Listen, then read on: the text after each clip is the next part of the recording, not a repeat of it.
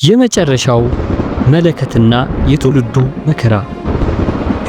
ብዙዎች መስማት የሚፈሩት ያ አስፈሪ መጽሐፍ ምንድነው? ለምንስ እንፈራለን? ዓለም ዛሬ በከባድ ጩኸት ውስጥ ናት። ቴክኖሎጂው፣ ጦርነቱ፣ የኢኮኖሚ ውድቀቱ፣ ሁሉም ሰው የራሱን ኑሮ ለማሸነፍ ይሮጣል። ነገር ግን በዚህ ሁሉ መሃል አንድ ድምፅ አለ። ብዙዎች መስማት የሚፈሩት፣ መስማት ቀርቶ ስሙ ሲነሳ እንኳ ደግሞ መጣችሁ ብለው ጆሮአቸውን የሚደፍኑለት ድምፅ። እርሱም የዓለም ፍጻሜና የፍርድ ቀን መጽሐፍ ኢየሱስ፣ ወይ ደግሞ ፍካረ ኢየሱስ። የፍካረ ኢየሱስ ድምፅ ነው። ለምንድን ነው የምንፈራው? ምክንያቱም ፍካረ ኢየሱስ የኢየሱስ ክርስቶስ ትንቢታዊ ማብራሪያ የተሰኘው መጽሐፍና ቅዱሳት መጽሐፍት የኛን የውስጥ ስንክሳር ይዘረዝራሉ። ሰዎች የሚፈሩት መጽሐፉን ሳይሆን በመጽሐፉ ውስጥ የሚታየውን የራሳቸውን ጥፋት ነው። ዛሬ በዚህ የቅዱሳን ድምፅ ዩቲዩብ ቻናላችን ያንን ብዙዎች የሸሹትን እውነት ፊት ለፊት እንጋፈጠዋለን።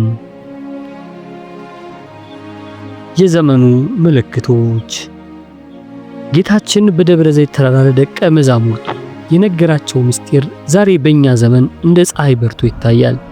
በፍካረ ኢየሱስ ላይ ጌታ እንዲህ አለ፣ በዚያ ዘመን ፍቅር ትጠፋለች፣ ክፋትን ትነግሳለች። የቤተሰብ መፍረስ፣ እናት በልጇ ላይ፣ ልጅን በእናቱ ላይ ይነሳል። ዛሬ በቤታችን የምናየው ይህንኑ አይደለምን?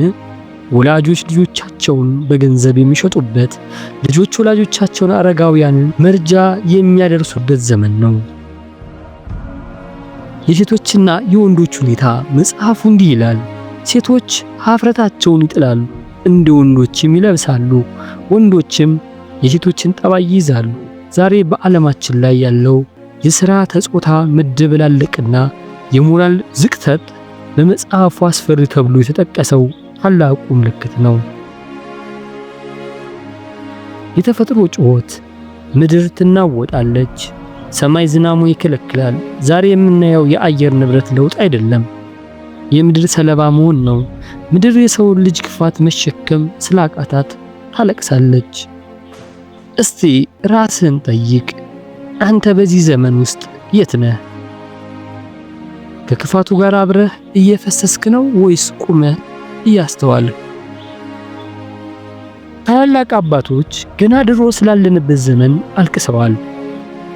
ቅዱስ እንጦንስ እንዲህ ብሎ ነበር፣ ዘመን ይመጣል ሰዎች ጤነኛውን ሰው እንደ እብድ የሚያዩበት፣ እብዱን ደግሞ እንደ ጤነኛ የሚያዩበት። ዛሬ እውነትን የተናገረ ሰው አክራሪ ወይም ኋላ ቀር ይባላል። ሐሰተኛውን አጭበርባሪው ደግሞ ብልህ ተብሎ ይሞገሳል። የሐሰተኞች መብዛት። ፍካረ ኢየሱስ እንዲህ ይላል፣ በስሜ ብዙዎች ይመጣሉ፣ ታምራትን ያደርጋሉ። ዛሬ ሃይማኖት እንደ ንግድ ቤት ሆኗል። ሰውን ወደ ንስሐ ሳይሆን ወደ ገንዘብ የሚጠሩ ብሉ ጠጡ የሚሉ ነገር ግን የነፍስን ረሃብ የማይረዱ መሪዎች በዝተዋል። የሹማምንት ጭካኔ። ሹማምንት እንደ ተኩላ ይነጥቃሉ ይላል መጽሐፉ። ድሃው የሚበደልበት፣ ፍርድ የሚዛባበት፣ ደካማው የሚረገጥበት ዘመን። አባቶቻችን ዘመኑ የጭንቅ ነው ብለው ሲጸልዩ፣ እኛ ግን በጭፈራና በሳቅ እናልፈዋለን። ይህ የሞት እንቅልፍ አይደለምን? የመጨረሻው ፍርድና ፍርሃቱ። አሁን ወደ አስፈሪው ክፍል እንመጣለን። ሰዎች መስማት የማይፈልጉት ፍርድ ነው። መለከት ይነፋል፣ ሙታን ይነሳሉ። በባህር የሰጠሙት፣ በእሳት የተቃጠሉት፣ በአየር የጠፉት ሁሉ በቅጽበት ይቆማሉ። መጽሐፍት ይከፈታሉ። ያንተም የሕይወት መጽሐፍ ይከፈታል። በድብቅ የሰራኸው፣ በልብህ ያሰብከው፣ ማንም አያየኝም ብለህ የፈጸምከው ግፍ ሁሉ እንደ ፊልም ይታያል። መለያየት። በቀኝና በግራ መቆም ይሆናል። በቀኝ ያሉት ኑ የአባቴ ብሩካን ይባላሉ። በግራ ያሉት ግን ሂዱ እናንተ ርጉማን ወደ ሰይጣንና ለሱ ዘጋጀው ወደ ገሃነም እሳት የሚል ድምፅ ይሰማል። ያኔ ገንዘብህ አያድንህም፣ ዝናሽም አይረዳሽም፣ መልክሽ ዋጋ አይኑ የለውም። በዚህ ሰዓት የምትይዘው ማንን ነው? ዛሬ የናከውን ጸሎት ወይስ ዛሬ ያከበርከውን ኃጢአት? መፍትሄው ታዲያ መጨረሻችን ይህን ነውን? ፍርሃት ብቻ አይደለምን? መፍትሄው ዛሬ በእጅህ ነው። ጌታ ያንን ምስጢር የነገረን እንድንጠፋ ሳይሆን እንድንታገድ ነው። ንስሐ እንባ የነፍስ ሳሙና ናት ይላሉ አባቶች። ዛሬውኑ ተመለስ። የሰራው ኃጢአት ምንም ይሁን ምን የጌታ ይቅርታ ካንተ በደል ይበልጣል። ትህትናና ፍቅር ዓለምን መለወጥ ካቃተ ራስህን ለውጥ። ለተራበ አብላ፣ ለታረዘ አልብስ።